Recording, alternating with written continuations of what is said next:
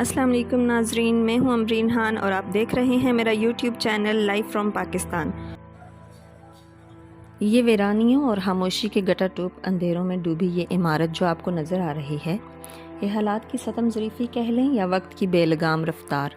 اس عمارت میں نظر آنے والے یہ ابدی آرام گاہ جس پر مدفون شخصیت کے نام کی تختی تک کنندہ نہیں،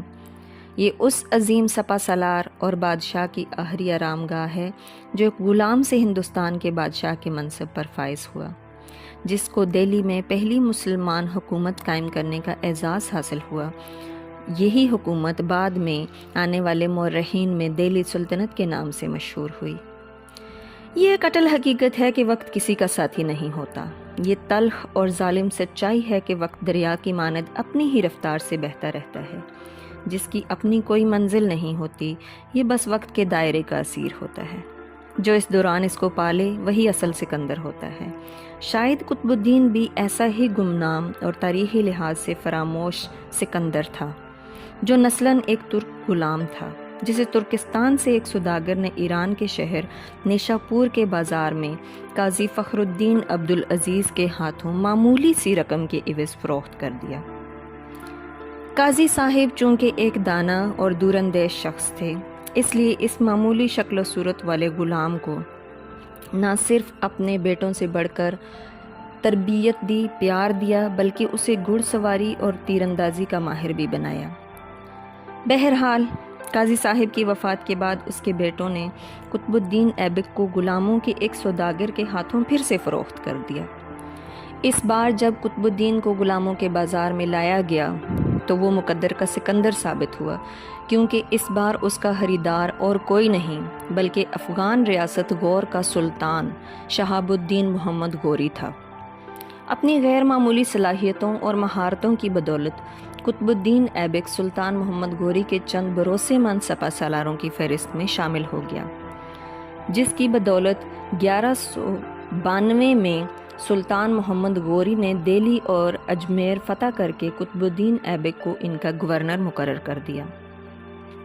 تاہم اگلے ہی سال جب سلطان نے قنوج پر لشکر کشی کی تو قطب الدین نے ایسی بہادری اور شجاعت کا مظاہرہ کیا کہ سلطان نے اسے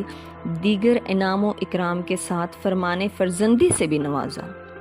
اس کے بعد قطب الدین کی فتوحات کا سلسلہ گجرات، راجپوتانہ سے ہوتا ہوا بہار اور بنگال تک جا پہنچا۔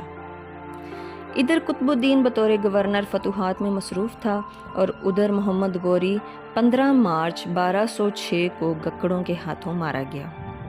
جس کے بعد قطب الدین ایبک نے جون 1206 عیسوی میں اپنی تخت نشینی کا اعلان کر دیا، اور یوں اپنی زندگی میں 2 بار بطور غلام فروخت کیے جانے والا قطب الدین ایک ایسا سلطان بنا جس نے ہندوستان میں پہلی باقاعدہ اسلامی سلطنت کی بنیاد رکھی، جسے مملوک سلطنت یا خاندان غلامہ کے نام سے بھی جانا جاتا ہے، اور جو پھر دہلی سلطنت کی بنیاد بھی بنی۔ اس سلطنت میں سلطان قطب الدین ایبک نے اپنی دریا دلی اور فیاضی کی بدولت لکھ بخش کا لقب پایا۔ یہ عظیم سلطان 24 نومبر 1210 کو کوچان یا جسے ہم پولو کہتے ہیں کھیلتے ہوئے اپنے گھوڑے سے گر کر اتنا شدید زخمی ہوا کہ حالق حقیقی سے جا ملا اور اسے انارکلی کے قریب دفن کر دیا گیا۔ یہ مقبرہ وقت اور حالات کے ہاتھوں مختلف ادوار میں برباد ہوتا رہا اور راجہ رنجیت سنگھ کے دور میں ایک سکھ کی ملکیت رہا، جبکہ انگریزوں کے دور میں یہ مقبرہ ہستہ حالی کی منہ بولتی تصویر بنا رہا۔ مگر مشہور شاعر حفیظ جلندری کی درخواست پر اس وقت کے صدر پاکستان ایوب خان نے قطب الدین ایبک کے مقبرے کی تزئین و آرائش کا بندوبست کر دیا، لیکن آج بھی لاہور شہر کے وسط میں موجود سنسان اور خاموش یہ مقبرہ اس چیز کی گواہی دیتا ہے کہ انسان جتنا بھی نامور کیوں نہ ہو، وہ صرف اسی وقت تک مشہور ہے، لوگ اسی وقت تک اس کی قدر کرتے ہیں جب تک وہ اصل میں طاقتور ہوتا ہے۔ جیسے ہی اس کی طاقت ختم ہوتی ہے، دنیا آہستہ آہستہ اسے بھول جاتی ہے، اور اس چیز کا اس سے بڑا ثبوت اور کوئی نہیں ہو سکتا۔ اگر آج بھی آپ انارکلی جائیں اور آپ وہاں پہ دیکھیں تو اس مقبرے کو دیکھ کے آپ کی آنکھوں میں یقیناً آنسو آ جائیں گے